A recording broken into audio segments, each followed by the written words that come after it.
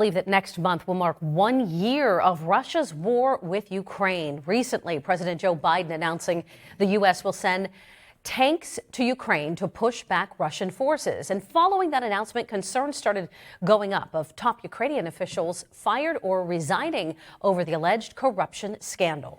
And our Washington, D.C. correspondent Rachel Knapp reports officials are reassuring lawmakers that the U.S. support for Ukraine is not ending up in the wrong hands.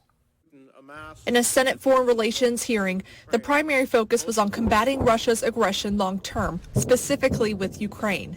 We will continue to support your heroic efforts to achieve victory.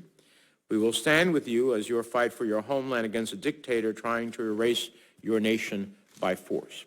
Since the war began, the U.S. has provided billions in military and humanitarian aid, and during this hearing, officials from the State Department and the Department of Defense are reassuring senators that the assistance the U.S. is providing is getting to the right hands. The New York Times reporting several top Ukrainian officials were fired a couple days ago amid a corruption scandal.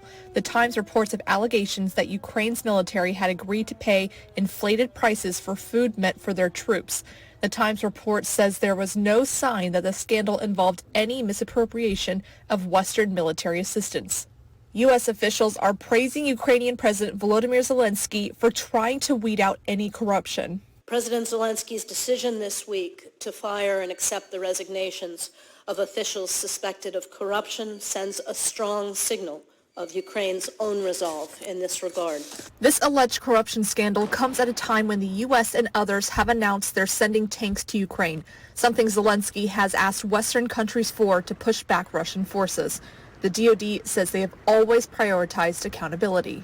The U.S. government has not seen credible evidence of any diversion of U.S.-provided weapons outside of Ukraine. Instead, we see Ukraine's frontline units effectively employing security assistance every day on the battlefield. At the Capitol, Rachel Knapp reporting.